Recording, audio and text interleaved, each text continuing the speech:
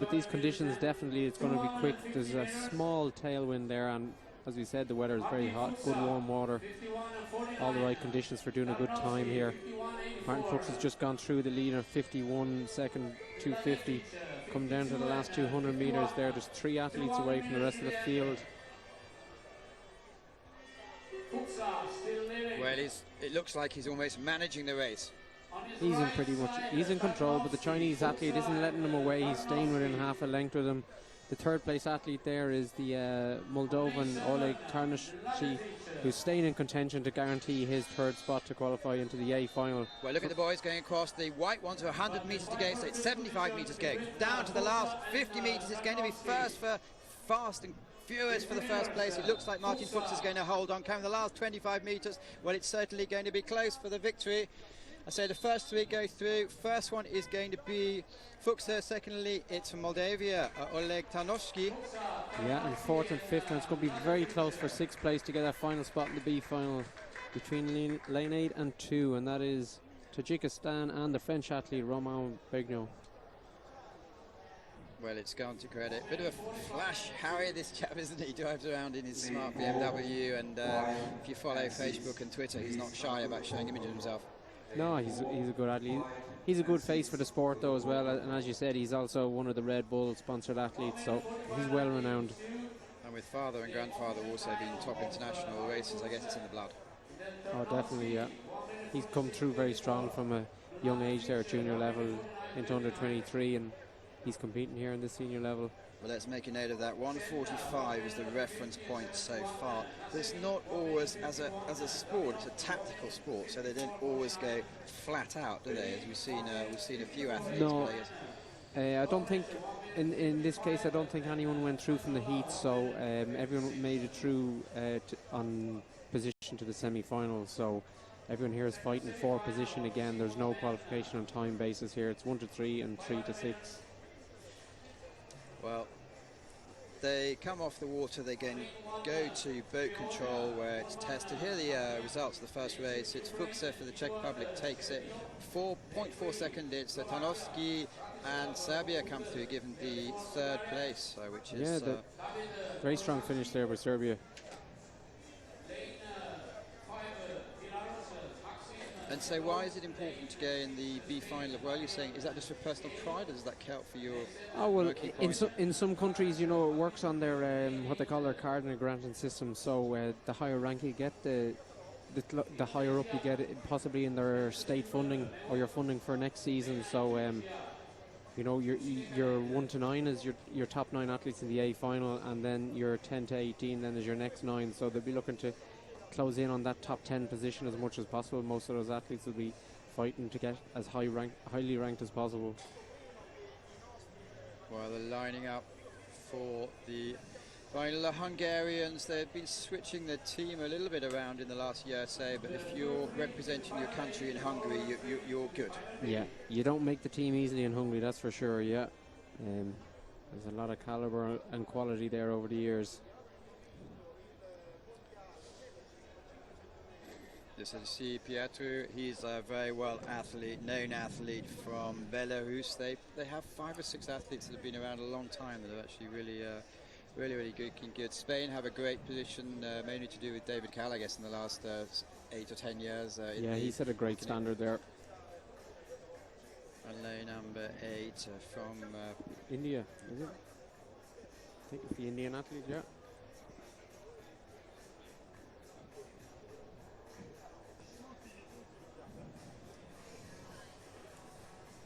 Looking at the Georgian athlete there in lane 1, Morman Malani. We do see some sort of, and there's Hussein Klada from, of course, Tunisia. We do see a great, probably more of a range here than the World Cups, because everyone who can come pretty much comes, doesn't it? Yeah, this is where all the countries turn up, and especially this is like the Olympic qualification. So every country who competes will definitely make the journey to be here. Most teams have been arriving in the last week. A lot of the teams that come over from Asia, Australasia, have actually been around here in Europe for the last 6 or 8 weeks. Yeah, a lot of them would base themselves, you know, get over the jet lag. Yeah, we're on the start line now. We're under starters orders there, so the second semi-final C1 500 metres. They're just being held just for short while. Stewart's white flags have been raised there. So, and the rules are if And it's they're two off. false starts by the same athlete, you're out, aren't you? That's it, yeah. Because Rennie Paulson, unfortunately, in the K2 1000, Yeah, we it was saw a that very yesterday. unfortunate scenario there for Rene and Niels, Danish K2 1000 metres. Well, it looks like Adrian Cierro from Spain is showing early. Strong start there by the Spaniard, all right, but he's followed closely. There's a good 4 or 5 athletes there staying within half a length of him, so a bit early to say who's going to take it on, but there is definitely a push there from lane 5, the Belarusian athlete Maxim Pietro, who's Well, he's possibly the pedigree name in this format. You see lane number 6, that's Adrian Cierro. Well, this is not an Olympic event. It's perhaps it doesn't have the prestige as a lot of the athletes use it for training, I guess, a little bit. yeah, a lot of the athletes, definitely the men's kayak K1 will double up and do the 1,000 and 500 metres. It is, as I said, the former Olympic event that was of the last Olympics in Beijing in 2008. But you're still fighting for a world championship here, though, at the end of the day. So And with there's a lot to fight 125 for. metres to go, we do have a race on our hands. It looks like Pietro from Belarus is pulling ahead in the red boat at the top of your picture. The yellow tip boat, Cierro from Spain, is still making a fight of it. A lefty and a righty. Not sure it makes much difference today. They're not going to go and kill themselves at Pietro. It looks like Pietro in lane number 5 is making a statement. The Hungarian lane 4 is holding on for that 3rd place. David Korosgansky coming third, but no doubt about the winner, led from pillar to post. It's Maxim Pietro. Oh, and we have a swimmer in lane 2 there. The Ukrainian athlete just fell in. He was in contention to fight for that 6th place, but unfortunately, he obviously lost his balance. Well, the boats need to come and pick them up. I know Rescue. there's a story Yeah. in at the Europeans in Baku with Korkashkov. He fell in over the line in his C2 and apparently had to be in the water about 10 minutes, and he was touch and go whether he was going to die. His blood pressure went down. He was first aid for like an hour or so. And I remember seeing that. Yeah, they were quite worried about him at one stage there, but he had really pushed himself to the limit. So the water was only 10 degrees at the time, so yeah. that's why it's a shock. It's a terrific shock.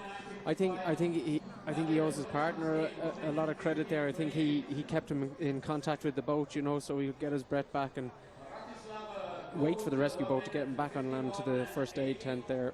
Well, 148 point, we digress, which is not a problem. We're coming to you live from the Idro Scala Regatta course, and it was made in 1930 as a base to land seaplanes.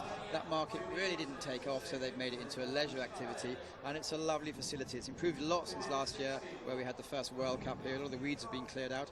For you, Pete, as the conditions here, how would you see them?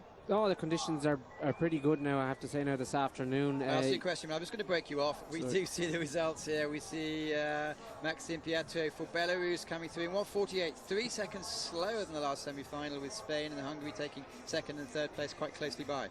Yeah. Sorry, let's go back to conditions, sir. Yeah, no, there's a small tailwind, as we've already said here today. The conditions are really good. There has been a bit of a problem with the weeds out in the water, and there are a few of the rescue boats and ICF officials who will oblige and clear the athletes' rudders, or some of your own fellow team members or team manager are paddling out there to assist there. Definitely in the longer races, it's quite a disadvantage if you do catch some of those weeds. But it hasn't been too bad. They have had people out sweeping the water surface there, so they've been trying to just lift as many of them off as possible. We do have someone called Sebastian Brendel in this race. In 1,000 metres, a long time since he's been beaten. He's also done pretty good results recently in the 500 metres, as clearly Brendel, the giant from Germany, with Olympic gold, World Championship gold in the 1,000 metres. But we have some other good, strong pretenders as well. Mikhail Pavlov is also in the mix from Russia. He's going to be certainly wanting to put a good performance in. We have Mikhail Kudler from Poland, who's wanting to be doing something special as well. Well, Yeah, there's Brendel in the picture. Let's follow through the athletes. Brendel is definitely the man to beat as far as I can see this lane 5. I would be expecting him to do a close on similar time to Joseph or Martin Fuchs there from the first heat of a 1:45. He'll be pushed hard though by the Polish athlete, I think, Michael Kula, and then the Russian on the other side of him there, Mikhail Pavlov. Just having in shot there the Australian athlete Marius Florian.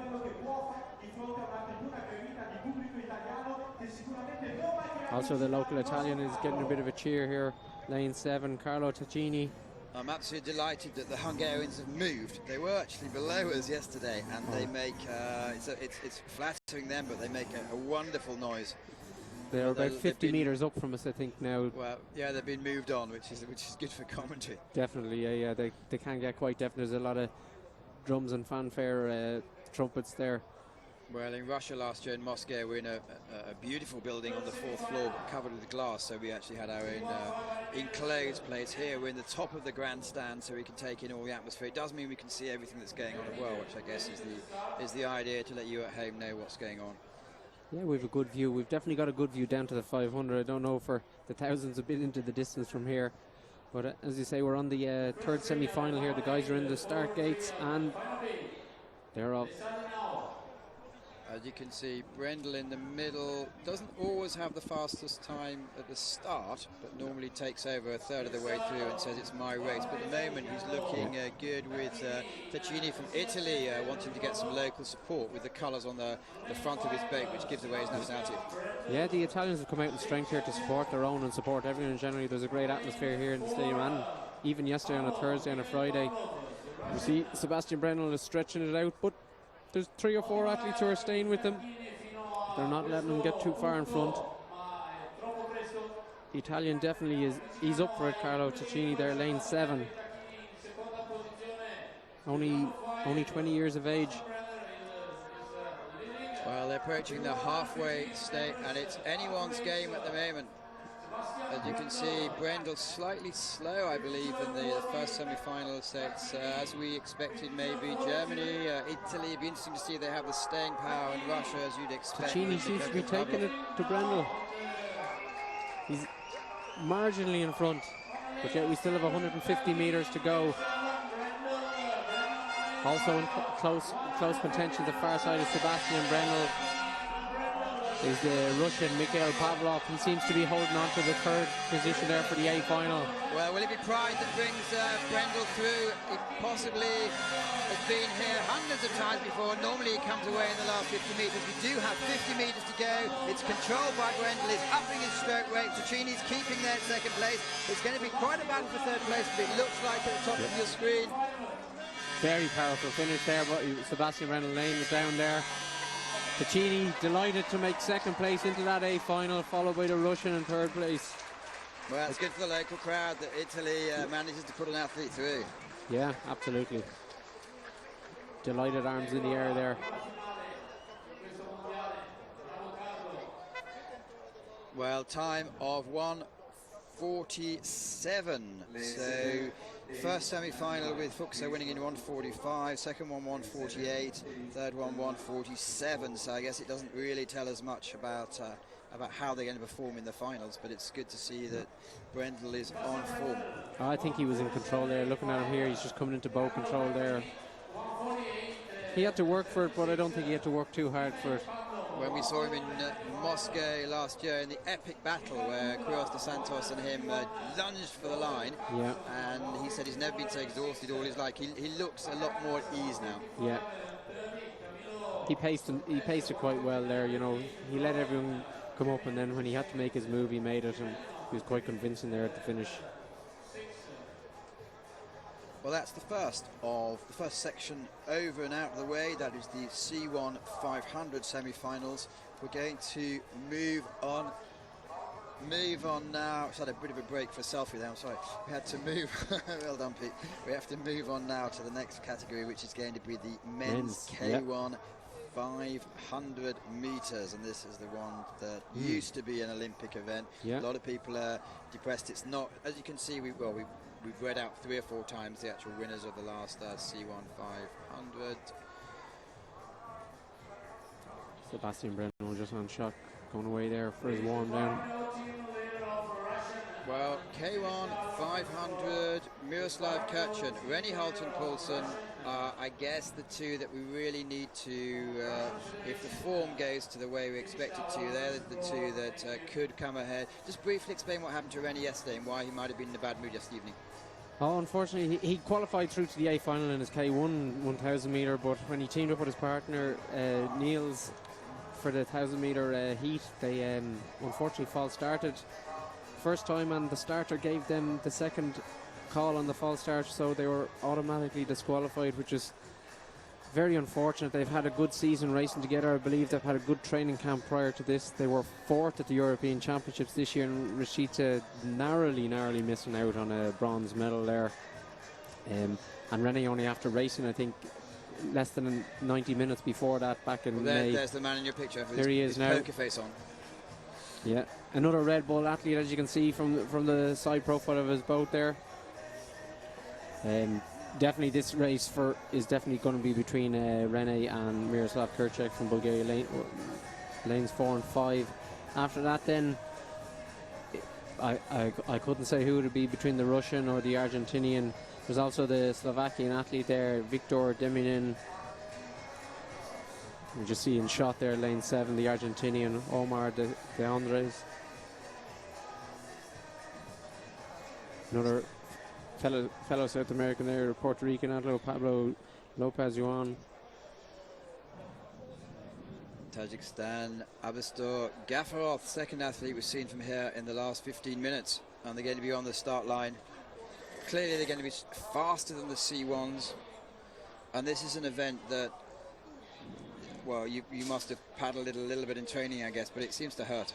Oh, 500 metres, yeah, like the guys are coming down, you know, at a 140 pace there. I reckon these guys now definitely they'll be hitting about definitely 137, 138, the first couple of guys in each of these semi-finals. Conditions are good here.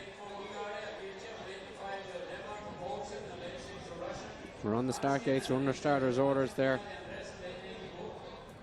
There's 4 semi-finals on this event, so the qualification for the A final is the top 2 athletes directly, and then the third best time from all 4 semi-finals. So there's a lot at stake for whoever is third, and they'll be looking to basically time trial down to get that best time out of the 4 semi-finals to hopefully get that 9th spot in the A final. We see in the yellow tip boat Rennie Holton-Poulsen, who is the world champion. He is actually taking it out as we'd really expect him to. Absolutely, yeah, he's in control there. He's going to settle. He's just in his middle of his race pace there now. The other guys, some of them are going to challenge him there, but as you can see, he's just looking across both sides there, takes a quick glance, see who's in contention or trying to come up to challenge him there. And we just see is in the Nello Cinco boat, which has changed a bit in the last year, but he's not.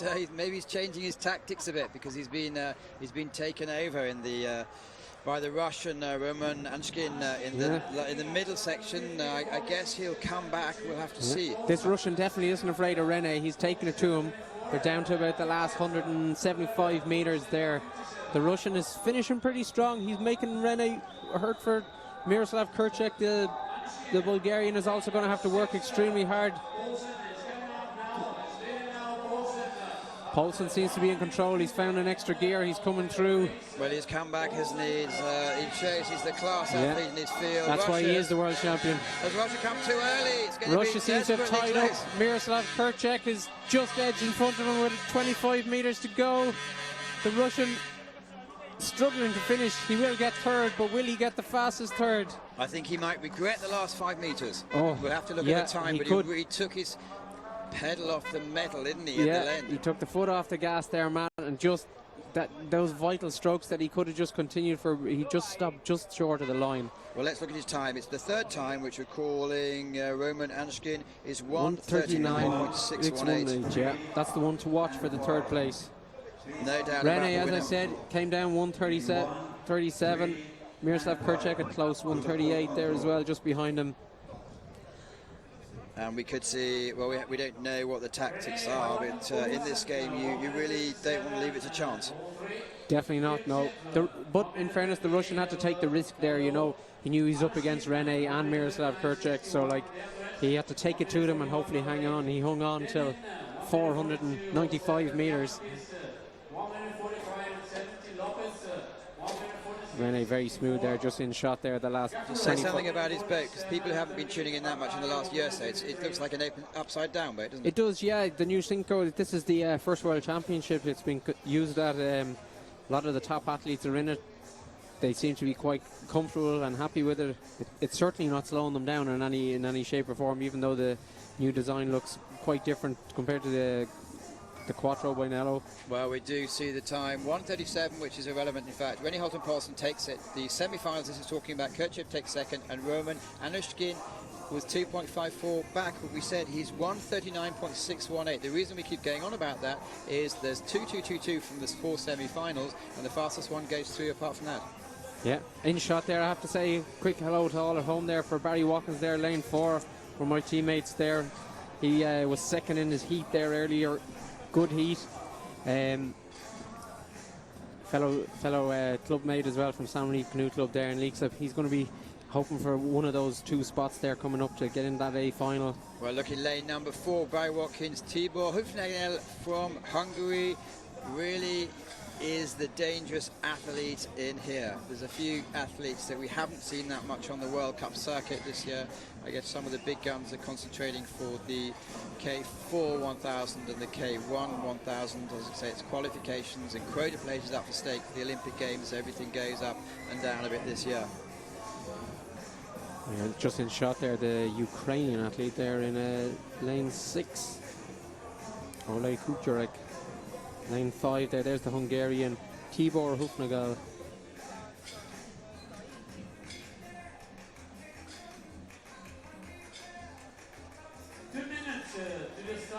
As you can hear in the background, the public announcer system is announcing 2 minutes to go. So 2 minutes to go, is it a case of you just trying, what goes through an athlete's mind with 2 minutes to go? Yeah, the guys are just trying to they're just circling around there. As you can see, they're coming up to take their line. They're just obviously checking the nose and possibly they're backing up to take any weeds that possibly might be on the rudder. Just trying to, their last few words of encouragement to themselves. Line up. To be called in in the start area where the starter there to take to their lane into the start gate. Once he has them all in the start gate where he wants them, then they'll be under starter's orders and he'll give the call. Just in shot there, the Brazilian athlete as well, Bittencourt. 1 minute to the start of the second semi-final, the K1 men 500 meters. The first, the second, and I think it's the Tahiti athlete there in lane 9, Jonathan Savigny. Well, we've seen a few of the representatives from Tahiti. It's quite a long trip for them to come here. It is literally halfway around the world. Yeah, absolutely. Like some of the athletes have travelled so far to get here. Latvia also, just in the picture, Vasilis Andrisko.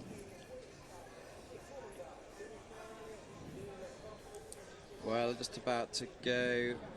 He's holding them there for Still a reason. the conditions, the wind is pretty much non-existent. We say it's a slight face. Or Yeah, it's there's only a gentle breeze there. It's not very, wouldn't affect too much. Very strong start there by the it seems to be the Serbian athlete there, Stefan Vikic. Also this side the Brazilian there. He's holding strong. Rubiero in lane number 7. It looks like he's taken off a good start. Serbian has gone very hard out there. He's half a length, if not 3/4 of a length ahead of second place there at the moment. The other 4 athletes there, our own Barry is staying in contention with him. Not getting too carried away too early. It is a 500-metre race. There's no point in winning the first 50 metres. Ask Kenny Wallace about that. Yeah, Kenny knows all about the last 50 metres. Well, they're coming up, as you can see on your screens. It's quite close at the moment, 49 points. Yeah. Barry Watkins crucially comes through in 5th place at the moment, 50.13. But we do have Karake in lane number 6. Tibor Hufnagel is coming strong, the Hungarian in lane 5. Followed closely by the Ukrainian Ole Kucherek as they approach the grandstand here. There's a big finish on here between the 5 athletes there. The Serbian athlete seems to be neck and neck with the Brazilian for that 3rd place. Barry is trying to hang on to them to come back in to put them under pressure. Coming into the last 40 metres, it's going to be very close to 2nd place. No doubt about who's going to take Third, the lead. Brazilian seems to have it. The Serbian has tied up on the far side. Well, let's look out for the Brazilian time. 1:40.48. You're not Yeah. going into the final, unfortunately. Not on that time, no, definitely not. The pace was set hard by Rene earlier in 1:37, and the third place in that one was at 1:39.6, so he was approximately 0.4 of a second off the required third place, but we still have 2 more semi-finals to go here. Hufnagel looks good, Yeah. goes through for Hungary. Good control start by the Hungarian. See in picture there, just going to boat control there. Didn't get carried away. Came through from about 300 metres.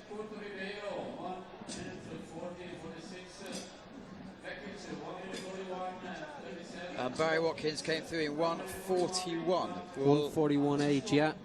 I think he had a similar enough time there this morning in his second place in the heat.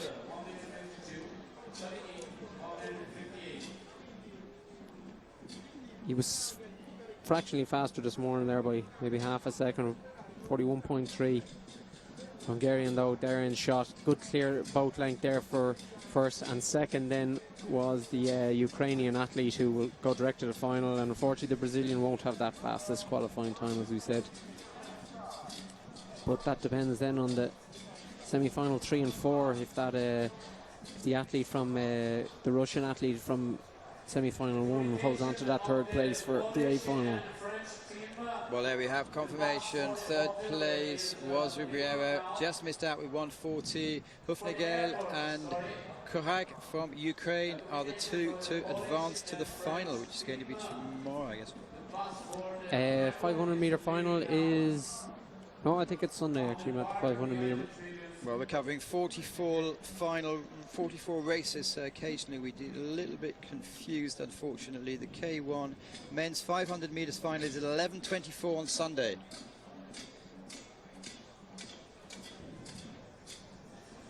Is this the lineup now for semi-final 3 there? Roy Rodriguez from Spain looks good. Mohamed Al-Rabet came third in his first heat. He's looking good. Bartos from Poland also is dangerous. Tunisian there, Mohamed Ali Marabat, another one who's extremely fast. There's the Lithuanian as well, Mindaugas Maldonius. Bram Branjes of the Netherlands in lane 7. He's made a lot of finals over the years. He has recently, yeah. See in shot there, lane 6 there, the Azerbaijani Mirnazim Yadiov. In shot now, the Spanish Roy Rodriguez.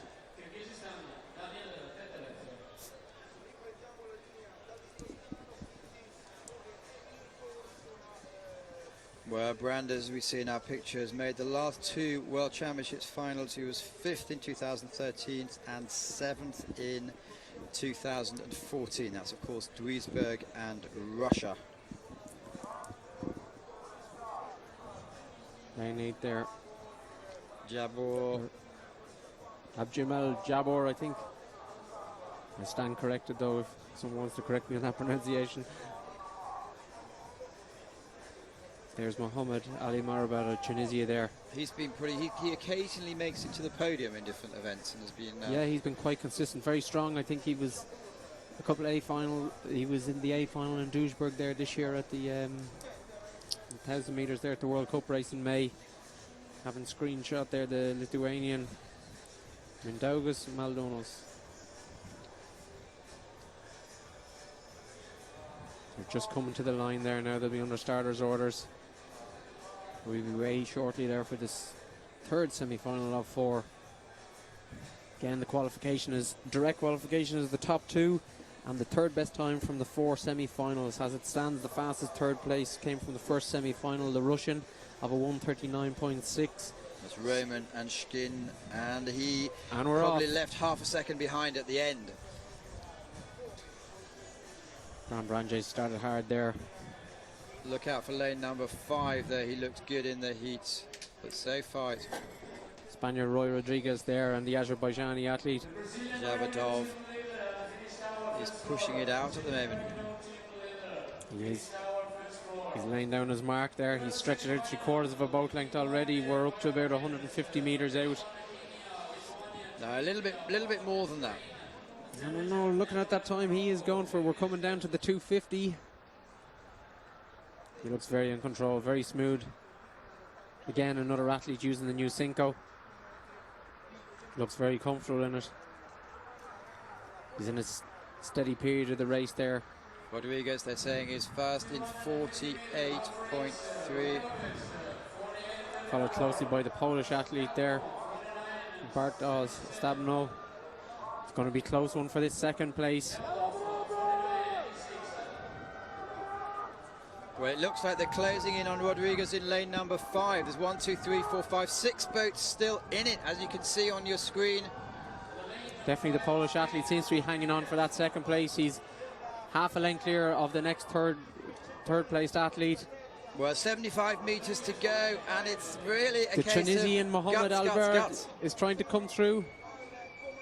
Well, it's going to be lane number 5 that wins. It's going to be lane number 4 that's going to take the actual second place, and that's from Poland. Third could be either lane 3 or 7.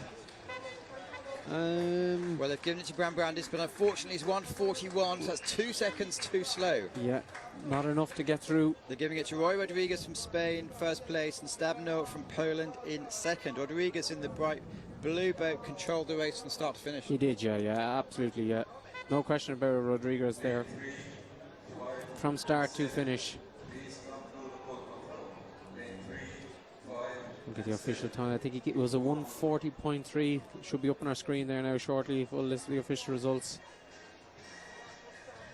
So this is the slowest semi-final, I believe, so far. That'll be right on time. Yeah, a little bit of a cross breeze there. Don't know whether that would have affected them much. It's very slight. But Rodriguez though in shot though there, very smooth, very much in control.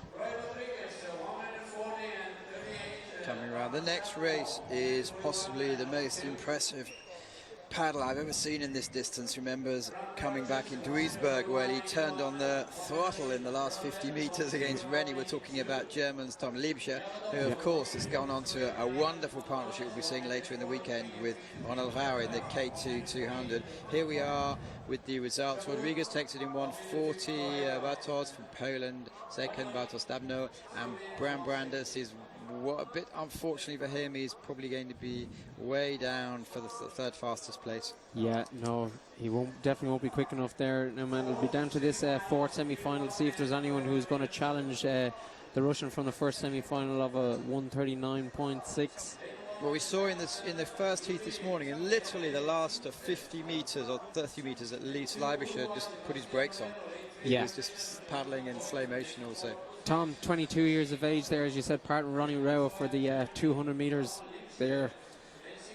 Well, Johnny Boynton, who has been a loyal member for the British team for quite a while now, great club athlete. He's actually stepped up a grade this season. Yeah, Johnny's had a great season. At the first European Games there in Baku, he made the A final, which is a tremendous result there for him.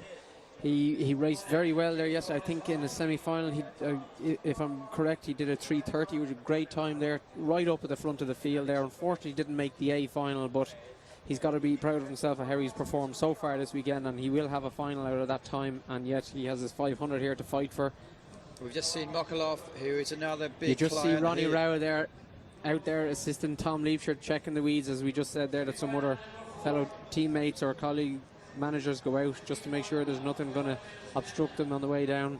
Well, that is ultimate teammate, isn't it? Yeah. He said it's like he's his son because of the big gauge. It's 14 years between the two. Yeah. Oh, they're a great combination there. See the Singapore athlete there just reversing back, making sure there's nothing on his rudder as well. Oh, we have a local here, the Riccardo Cicchini, the Italian. Lane 8, near to us here. He'll get a great cheer from the home crowd as he comes down. The Belarusian there. Alexander Leoposhka. Russians have a good, strong team. They looked good earlier in the K4 1000. Just coming up to the start line here. There, Johnny Boynton, lane 3. Changed his hairstyle in the last year. Yeah, he's got his little hairband on there now, you know. When you get to middle age, you show your crisis in some way. Well, he still has the hair anyway, Matt, so that's the main thing. As I say, you better have it than want it. setting up, and the time of reference is, will these athletes know that there's a 1:39 to chase? Doubtful, because most of them probably would have been up beyond the warm-up area there. So, but they'll know, like anyone who is going to be fighting for that third place or in contention will know they'll have to race out of their skin and basically time trial it. Again, looking at the lineup here, we're going to undoubtedly, I would be saying Tom Leibscher for the first, and after that then Mokolov, I suppose, in yeah, the pedigree. Check, but the Italian there started well. You can see Tom, his 200 meter speed and strength. He's a boat length up already, and we're not even at 15 seconds. He's taking it out. He's starting to lengthen it out there. He's a boat and a half length ahead.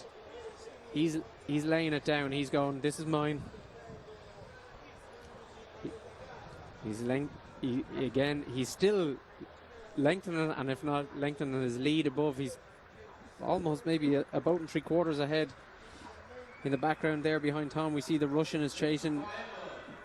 Well, it's a two-horse race. This is Tom against the rest.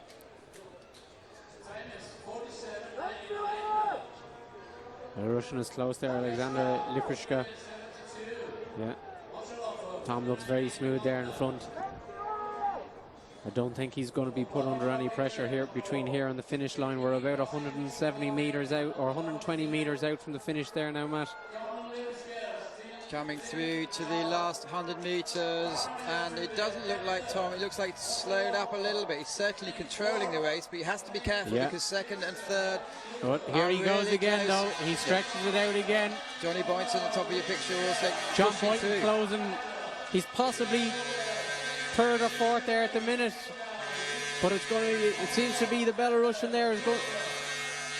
Or the Uzbekistani, should I say, he's going to take the second, and the third place seems to be the Czech, finishing hard, but it's the Czech athlete. It's not going to be quick enough to take that third place away from the Russian from semi-final one. Great confidence from Manushkin in the first, who pulled up 10 meters from it, but Leibscher is looking very good. And if you are experiencing problems with the sound, we're certainly we're working on it. I've had feedback that the sound quality and the speakers is not as good as it will be. Working on it as well as we can. Sorry about that.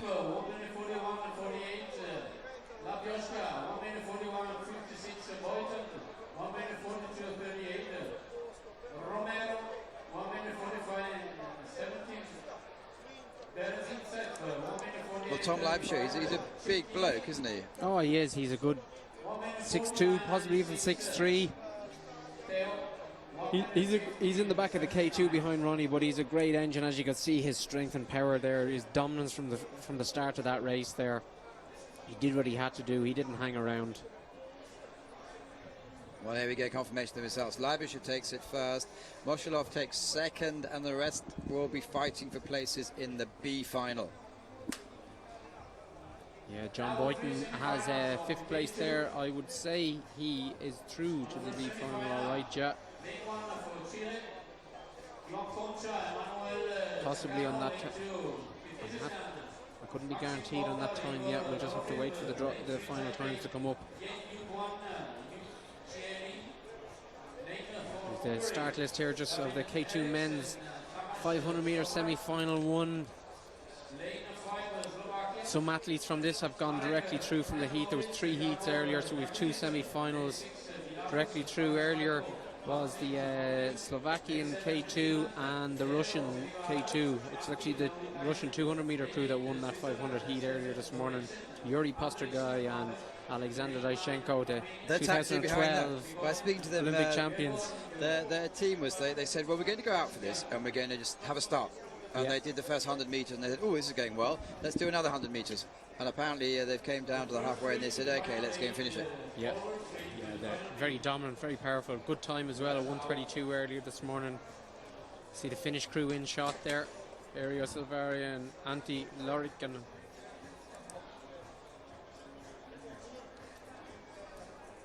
Swiss team in shot there, lane 8. Stefan Domyashin and Andrei Sumater. Tomorrow, Fabio Vis is going to be joining me in the morning for the commentary, so we'll certainly hear about his thoughts on how this went, and Armenia have a team in it as well. Again, this is not an Olympic event, so there's a few athletes here who are not household names. No, we just see in shot there we have sorry, they've just gone out of picture there on us. Tajikistan there, lane 2. Maxime Bondar and Igor Dorfiev. Another crew using the Cinco K2. Have you tried it? No, I tried a Cinco K1 all right there just briefly one time, but I haven't had much time to do it since. It's comfortable. The time I was in it, it was a brief 15-minute just spinning it, but yeah, I think, look, it's not slowing anyone down. Times aren't any slower. It's a good boat. I believe the stability, some people say the balance is easier than the Quattro, but everyone to their own, you know, everyone has different preferences. They like the different feel of how a boat moves and twitches in the water, how it accelerates. Also depends on the weather conditions as well, prevailing winds from the front, the back or the side. So we're under starter's orders here, Matt. He's holding them quite a while there. Someone mustn't be coming forward. Oh, and we're off this time. Very strong start by the Belarusians there. Taras Valko and Vadim Makinu, another well-known name. long time. Olympic to push it champion, out world champion. They're sitting in the back of that. Huge man, almost 2 meters tall. Saw him over lunch, and they can put back some food as well. Yeah, definitely, yeah. Could be a huge end in the back of that K2 there. Taken out quite strongly there, but they're also being challenged though, the far side. Seems to be the Hungarians, David Herrick and Tamás Soric, lane 4. Slovakia not out of it yet. It looks like the Hungarians are taking it through with upping the pace a little bit. As you can see, they're ahead by quite a bit from Belarus as we speak. Yeah, these guys are almost a length ahead of the Belarusians. 175 meters to go. Quite a battle for that first place. There's a battle between Slovakia there and I think Chinese Taipei are pretty close to it.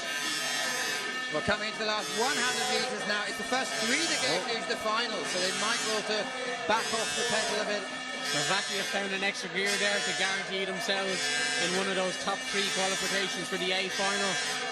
So it seems to be Hungary, Belarus and Slovakia to the A final, and 3 to 6 for the B final. Seems to be Chinese Taipei, followed by Finland, and possibly the Swiss team, I think they're in lane 8. Well, Hungary looked very impressive there, slowing up a little bit in the last 50 meters. They knew they had the victory, as we said. The first 3 go through to the final, and that's Hungary from Belarus from Slovakia. Yeah. Have a look at this time here now and see how it compares to the K1 times. There we go. Hungary came down 1:30.9. Yeah, very good time there. Small little crosswind still there, Matt, and the flag's just in front of us, but nothing that's slowing the times down too dramatically. With the front 3 boats there, were all in control. The Hungarians dominated it, and Belarus held on for second, and the Slovakians then as well got their 3rd place into that final. Well, it's the first of 3 semis out the way. First 3 go directly to the final. 22, 23-year-old taking the victory. It shows the strength in depth from Hungary. It's just coming through and through and through without stopping.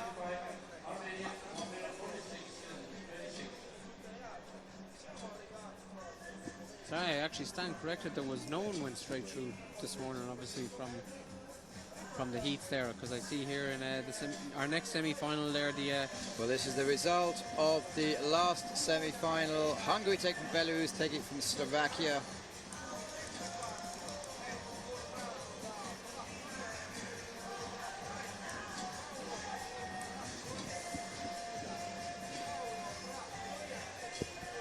K2 500 men, second semi-final. Postugay and Diachenko. It is it's Friday afternoon. It's so many races. We do occasionally have a little confusion here, but it's great that we were wrong because we actually get to see them again. Yeah, these guys will definitely show again. Similar to Tom Leapshire, I'd be expecting them to take it out hard and settle and control it then from there to the finish. They are the 2012 Olympic champions over the 200-metre distance. Well, in our picture we have, well, we just have them in our picture now. Red boat there, lane 5. Won their heat in the K1, K2 200. Yeah, that was the same heat as you, I believe. Was it? Yesterday, that was the same heat as you in the K2. They were in my heat there yesterday, yeah. So sometime you might have been leading them. Oh God, I wish I had their speed and strength over that shorter distance. All right, Dave. Alexander Diachenko has been struggling with his back for the last year or so. I hear that it's not bad at the moment. And Yuri Postgare is going in the K1 500 metres, so they're still playing around. But it looks like their confidence is back. In the K2 200 metres in their heats, they actually beat Ryan Leibischer. Yeah, they're in the A final on Sunday morning, the K2 200-metre A final. They were very strong again in the semi-finals stage there yesterday. There's no question about it. That's why they are the Olympic champions from 2012. So Marcus Walsh in your picture there with who was he? Diego Cosgaya. Marcus Walsh obviously had some good results here last year. Well, not here, but in the Worlds last year. Greece got a good team out. Vidalis and Antonio. Dimitros, yeah. Egyptian crew in lane 9 here. They're just coming into the last 10 metres before the start line. So it's really interesting to see how much the Russians want this, because I stressed this morning when I was speaking to their coaching team, they said they just went out to have a bit of a practice and decided to keep going. Yeah, I was quite surprised myself that they were doing it when I saw them lining up, because as you said, they're racing the K2 200 metres. Yuri Postugay, the athlete in the front, is also racing the K1 200 metres, and he had his heat this morning, and now since then he's had a heat for this race, and now he is a semi-final. Well, we'll see what happens. 50% chance that they pull up. There'll be 1 to 3 again to the A final, 4 to 6 to the B final. I think it's definitely going to be, the Russians are going to be in that top 3, and it'll be close possibly with the Spanish, Estonia, Kazakhstan and Uzbekistan challenging for the 2nd and 3rd.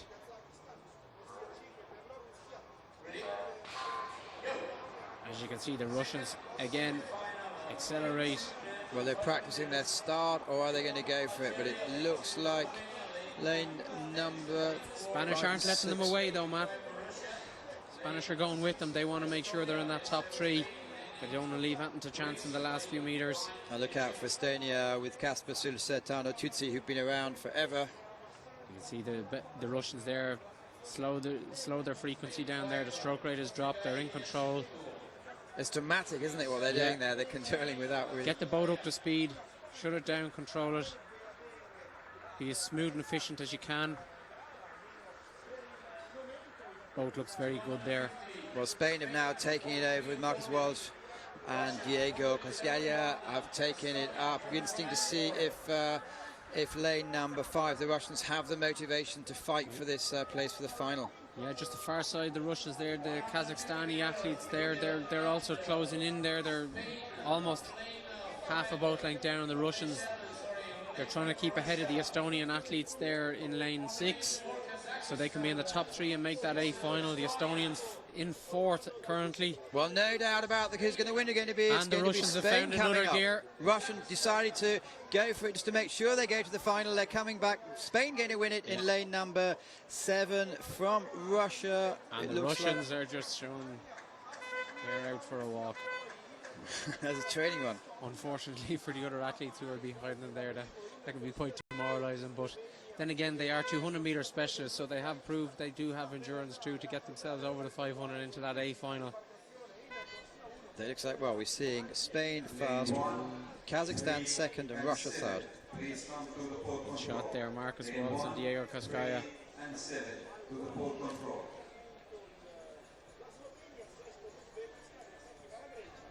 Spain 1 minute 1:29.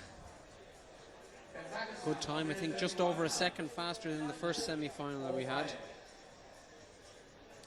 Russia 1 minute 31 and 16. Estonia 1 minute 32 29. Slovenia 1 minute 33 and 64. Uzbekistan Kazakhstan just pipped the Russian on the line there for that second position, but it doesn't matter. It's not on time, that third place is position. Well, so it was the fastest time we've seen so far, and Spain take the victory from Kazakhstan and Russia. They're the three teams that are going to go in the final. Last semi-final to go of the K2 500 meters, coming to you live on the side of the Idris Scala Regatta course for the 2015 Sprint Canoe World Championships. And the lineup for the last semi-final, we have the newcomers, which is Wallace and Tame, which have given us a lot of entertainment so far this season. Yeah, absolutely, yeah. We all know about Kenny's 500 meter results in the past there. He was the Beijing 2008 Olympic champion over 500 meters. Lachlan Tame, formerly a 200 meter paddler until last year, and now he's suddenly stretched himself up to 5 times the distance in the K2 with Kenny over the 1,000 meters, but has proved his own there, had some tremendous results there. I think he was second last year at the World Champs. And it looked like they enjoy even the painful moments. Yeah. As Lucky says himself, I got your back, Kenny, so. The ultimate, die for your mates. Yeah. And we see Italy in your picture. It's Mauro Prafolini and Mauro Crena, who will have a bit of crowd support. Yeah, a home support here for the Italian K2. Lane number 6, so we're just on this side of the majority of the spectators, well, pretty much all the spectators, because the other people on the other side of the bank are sunbathing. The spectators here are just, well, it's quite a way out, in fact. It's about 40 meters from bankside on lane number 9. Yeah. Are you conscious that you're a long way away from the edge? No, you're not that far. It looks further than it is here, but you are quite close. And lining up yesterday in our semi-final was lane 8, so you can hear the crowd, and you can hear the music and everyone either banging their drums or playing the trumps or ringing their cowbells here. So it is quite motivating. There's a good atmosphere here in the crowd. Tahiti in the picture, Teva Mura, Taroe, Tahiti. And lane number 2 for Thailand. Morocco, so it's a truly international field. Indonesia, Thailand, Serbia, Australia, Germany, Italy, Singapore, Morocco, Tahiti. Yeah. It's not an Olympic event, so we're not really going to talk about Olympic quotas, but that is the name of the game for 12 disciplines over the next 2 days. Yeah, tomorrow and Sunday, that's what it all boils down to for the athletes there in those Olympic distances. The men's 1,000 and 200 metres and the women's 500 metres and 200 metres. But just in front of us here we have the third and final semi-final of the men's K2 500 metres for the 2015 World Championships here at Lake Idroscalo in Milan.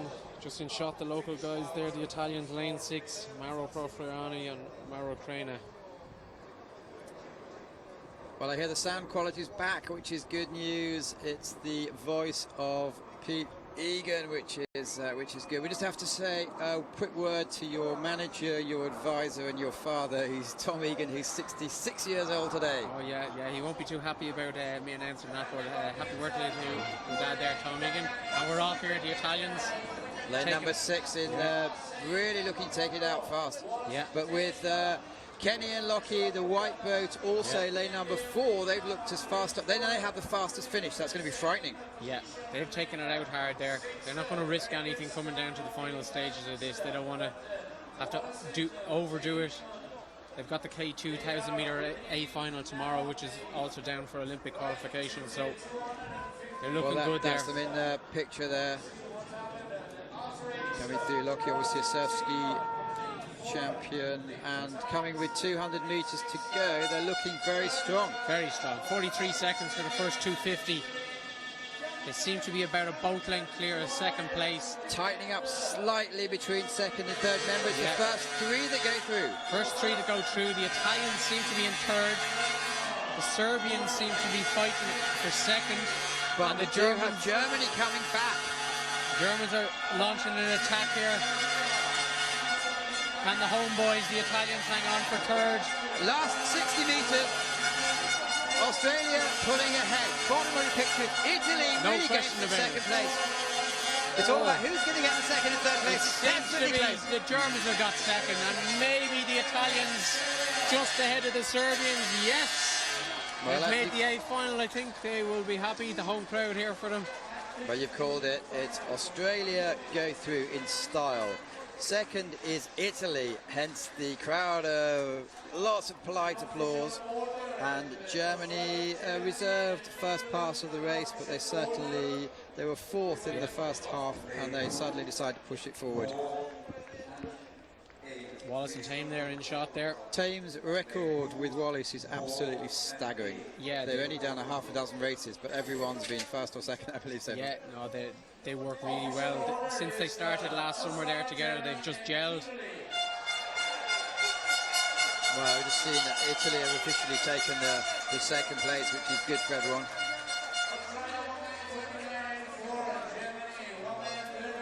Well, that's it. We have the 9 finalists now for the K2 500 metres. That's it. In shot there. Kenny and Lockie dominant there. Both length ahead of second place. Germans seem to have snuck in for second, and the Italians held on to third, and the 4 Serbs were pushed out into the fourth, so they'll have to settle for the B final. Keep cutting each other off. The final is going to be Hungary, Slovakia, Belarus, Kazakhstan, Russia, Spain, Australia, Germany and Italy. So some naval nations there. Well, there we go, it's confirmation result in 1:29, and Germany given second, but it doesn't really matter over the Italians. I guess if there's a big crosswind, the lane changes might affect things. We finally arrived at the last 2 semi-finals. We're going back up to the 1,000-metre start here now, Matt. We have to wait for the officials to get up there. We've got the women's K1 1,000-metre 2 semi-finals here. And our co-commentator last year, I haven't been in touch recently, but hello to Neil Hatton. Hope you're well, hope the training's going well.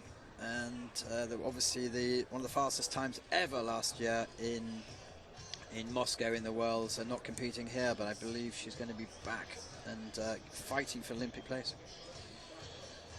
Yeah, we've got 2 semi-finals coming up there now.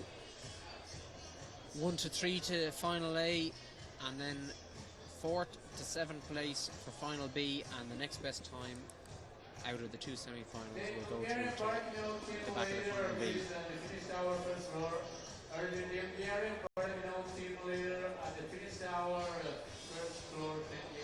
Again, it's an event that is, I remember doing the stats last year from the World Cups in the last 3 years, and there's like 50, 55 different ladies had made the final. So it's one of those events that they often use it as a testing ground.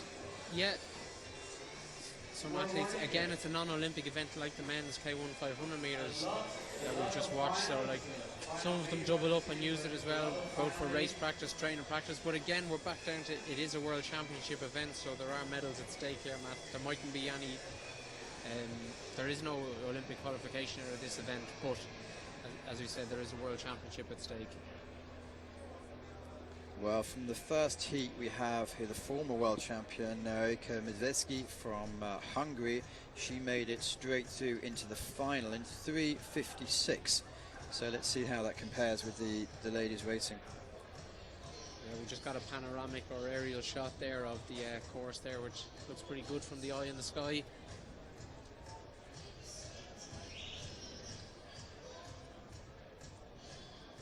First semi-final of the Wallace and Lachlan Tame there just on the pontoon there outside boat control. Daniela Contratova, lane 2 Brazil, Ana Paula Vergus, lane 3 Austria, Catherine Bachmeier, lane 4 Spain, Laura. Looking at the results, it's Kristina Vedec from Serbia who came through in 4:02 to win the second final. To win the second heat, rather, he goes straight through to the 3 athletes final. gone through already, Matt. Yeah, that's yeah. right.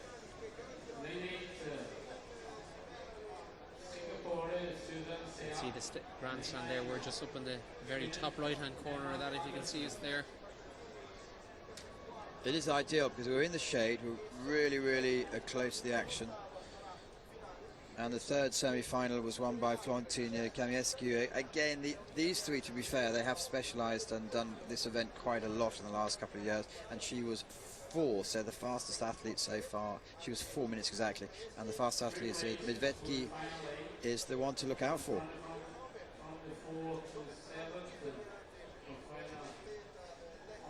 Couple of shots back at the men's K1 500 and K2 500 meters. Tom Liebscher, the Russians. Kenny Wallace, Lachlan Tame, Serbian athletes in K2 there. See some of the supporters, posters and well, it's a good crowd for a Friday afternoon. If the weather holds, it's going to be a lot of fun tomorrow. Oh, I think there'll be a lot more spectators here tomorrow come the weekend, all right.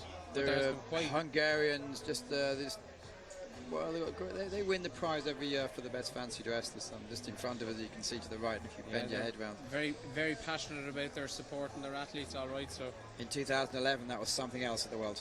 Oh, Szeged is one of the best places to race in the world, all right, yeah. Well, here we go. These are the lineups for the K1 1000 meters. You can see right spread across the board. Maggie Hogan's made it again. She's going in the K2 various categories. Again, being a real stalwart for the Americans in the last many years. It'll be good to see her and see how she goes. And apart from that, a lot of athletes. Qualifiers from the heat there for this, so definitely going to be, I'd say, between herself, the Polish athlete Anna Polosok, and the Spanish girl Laura Pedrula. But then it could be any of them at this stage, because we don't know how hard they were pushing each other in the heat stage if they knew that they weren't getting through directly to the final. But they're here in the semi-final, so now they'll have to prove themselves. Fastest time ever done here was 3 minutes 49. I don't think we're going to see that today. No, I don't think you're going to see that today. There's a small little crosswind sort of between 500 metres and 800 metres, so it wouldn't be to the benefit of the athletes there. Not that it's that bad that it'll affect them, but it wouldn't give them that optimum opportunity to run the clock down.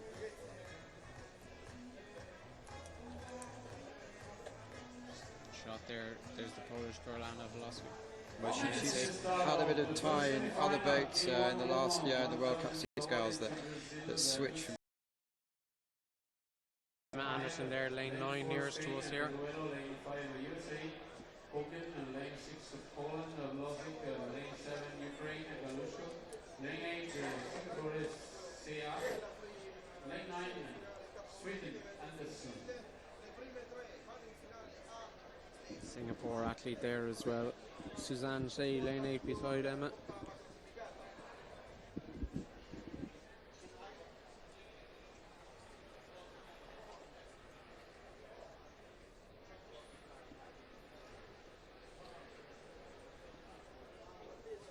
And as while we're waiting for this, what's your plans for the rest of the weekend?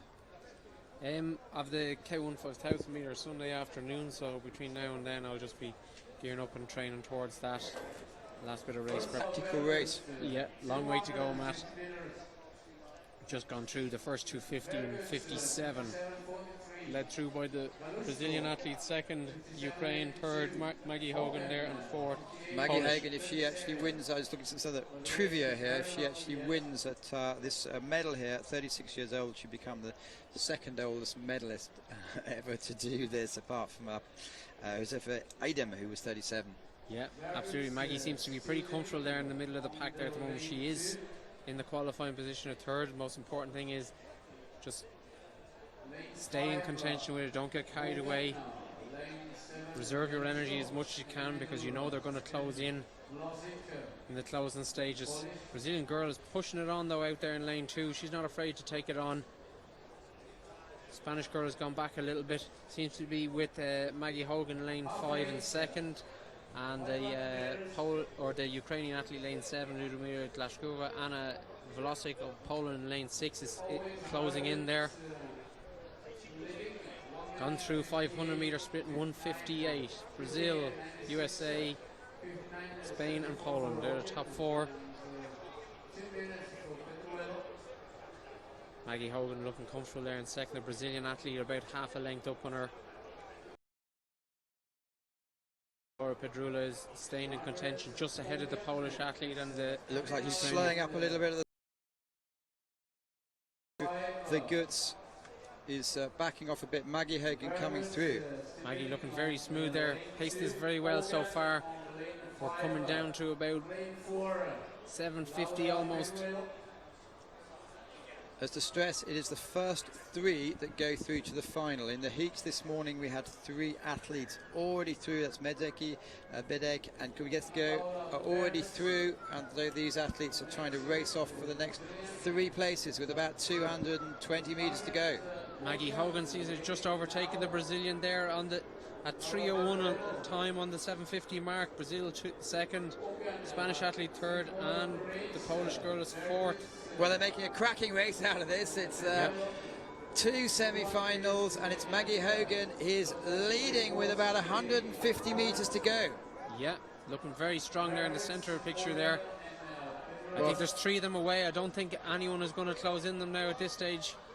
They have done enough. They just have to maintain till the end if they can. So we have America, Brazil and Spain in that coming into order. the last 80 meters, and it's going to be the 3 that you see are going to take the positions to go through to the final. We could do with looking at the bottom, but no, there's no threat at the moment. Pride's going to maybe come in. It's very close at the moment between Maggie Hogan and Veguts at the top. It looks like, I don't know who's going to call this one. Pete saying the it's going to be Brazilian Brazil. has Just come second. I don't know. That was tight. It was either Brazil and USA, and then the Spanish girl was third. We'll leave that down to the photo finishers, though. Unofficially, it appears to be Maggie Hogan of the US in 4:02.643, and then the Brazilian in 4:02.673. So that's 6 seconds slower than the fastest fast of the heat. She looks like she's incredibly fit and strong though. Yeah, no, she's been around a long time. She's a great athlete. She knows what to do. She knows how to pace. You see there, just showed a glimpse of the start. She didn't get carried away. As you said yourself, Mac, it's a long tactical race. It's 1,000 meters.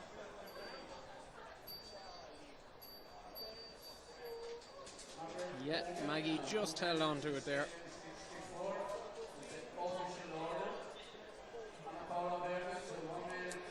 Spain 1, 2 coming and in 3 to third. the... Well, here we go. Confirmation. 4:02. Maggie Hagen takes the USA. Brazil second. Spain third. And these 3 athletes go through to the final. One more semi-final to go. And we're going to be covering live streaming is on pretty much all the time when there's going to be any racing. So we'll try and give you all the semi-finals, and then obviously we'll be live here with the finals with full coverage. And it is the last athletes are going forward in for the second semi-final. 1, 2, 3, 4, 5, 6, 7 athletes here, so maybe there's a slight advantage, but we'll have to see. Yeah, there we see Una Vasca at lane 5 there, the Finnish girl.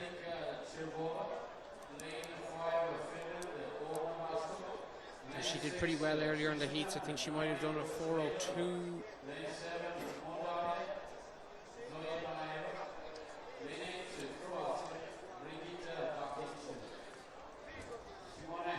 4:05 actually, I stand corrected, sorry, but another good time there. She'd be looking to equal or better that now. She wants, I'm not sure, she doesn't care really about the time. It'll be 1 to 3 for that final A is what she wants. Good shot there, the Croatian athlete in lane 8 there, Brigita Bacic. Very young, I think only 18 years of age. Lane 6 there, the Swiss girl, Naomi Bruschweiler. Their father was an Olympian as well. Was it 76 or 72? It could be.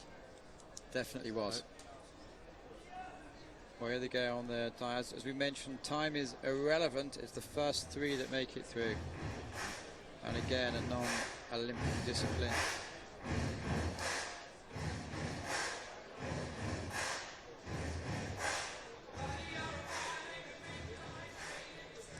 Strong start there by lane 4. There, the Russian girl. Angelika Cherova. Also in Bakic, lane number 8. But yeah, as you mentioned, it is the Shanova, who is away to the top start at the moment. We have to give a mention to the local girl, Susanna Sicali there in lane 3 there, the Italian there looking strong as well.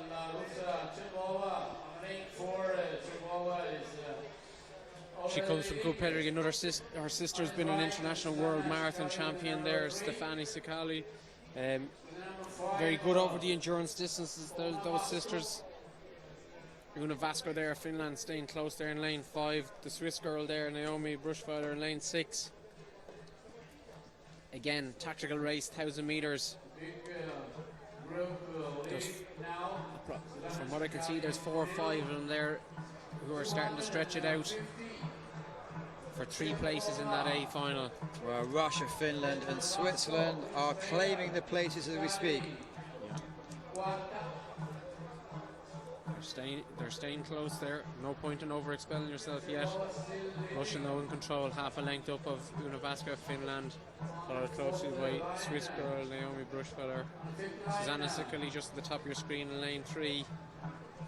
Also half a length down on second and third. So a long way to go yet, not even halfway.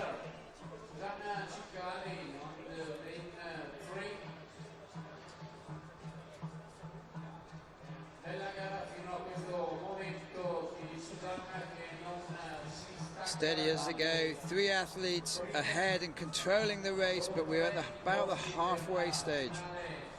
Just coming up to halfway there now, Matt. Yeah. We'll get the times here now. The Russian girl leads through there in a 1:57. Una Vasco just behind. Naomi Bruschweiler third, and the Italian Susanna Sicali fourth. Down to the final 500 metres of this second and last semi-final of the women's 1,000 metres. 3 spots up for grabs in the A final.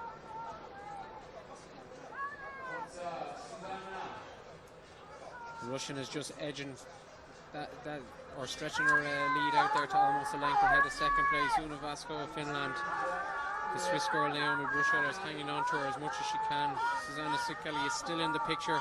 Not sure if she can launch an attack here or will into the last 400 metres here of the race. But it looks like Chivova is controlling the race completely with 250 metres to go. She is looking good. She's very powerful. Great stroke there. Good rhythm. Nice stroke rate. Not too high. Plenty of power up down on the blade into the water there. Good leg drive. She's 258 through 750 there, led by the Russian. Una Vasquez holding second. The Swiss girl in third. Susanna Sicali is fourth.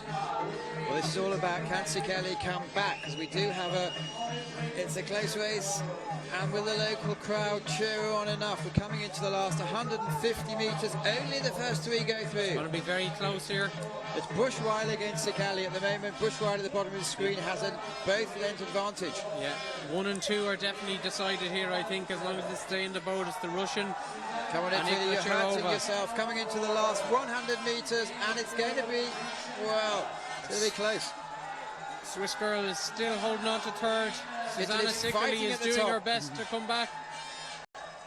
Her stroke rate has gone up. Moving into the last 50 metres. She has...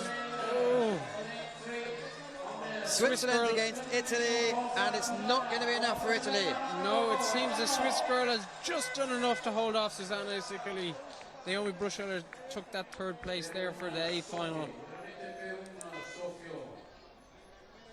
First the Russian in a 4:07, followed by Una Vasco 4:01.4, and Naomi Bruschweiler Switzerland 4:02.1. Well, she's hunting hard, but she looked like she was controlling that race. Yeah, she did. Yeah, she had to work for it, but you know, 1,000 metres is a very aerobic event. But she went from the start, the Russian though. You can see her first few strokes there off the start line. Dominated. Good strength and power to get her boat speed up. Settle into her rhythm. Kept control. Was aware of what was going on around her.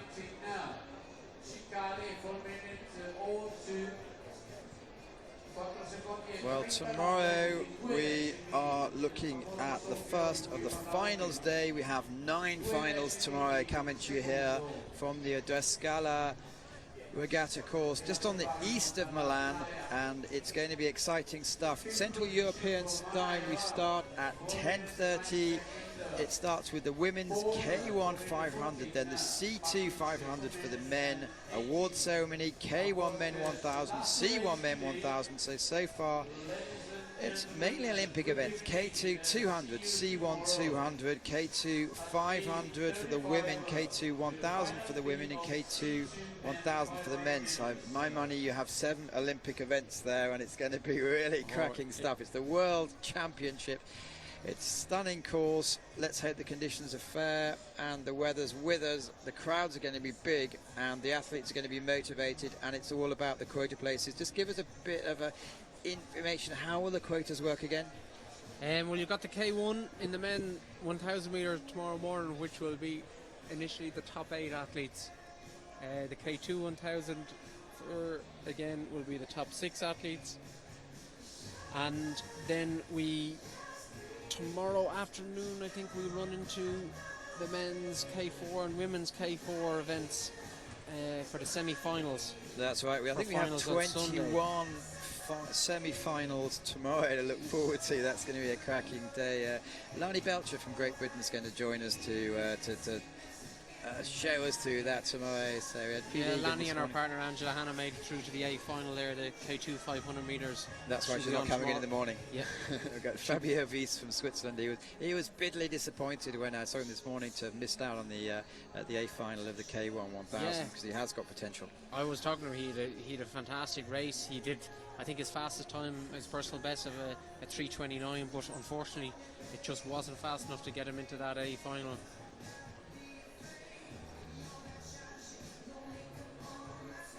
So I think what we might do is, as we've had all the races now, you can keep watching the streaming, please do, and let's have any feedback you'd like to give us so we can improve the service. I believe there's some quality issues at the beginning. Obviously they work as hard as they can to put those forward, so apologies about that. Hope you enjoyed yourself. We're going to sign off now. We're going to be back tomorrow morning. Pete Egan, thank you so much for coming in. You have the K1 5,000 metres to look forward to. It's quite rare to have a K2 200 specialist also hurting himself in the 5,000. Yeah, it's definitely going to hurt on Sunday racing against the big ones there, the 1,000 metre athletes who partake in the 5,000. But nothing ventured, nothing gained, Matt. All to play for. As you can see there, the instant graphics there, it is Russia and Finland and Switzerland, who we've mentioned many times, make it through to the last 3 of the final. So there's been a lot at stake today, a few disappointments, a few athletes expecting to do better, but that's the way it is. I'm Matthew Later, Pete Egan, thanks so much. We're going to sign off from the vocal point of view now, and we're going to keep you updated and keep enjoying the programme. Thank you very much. Thanks very much. Bye-bye.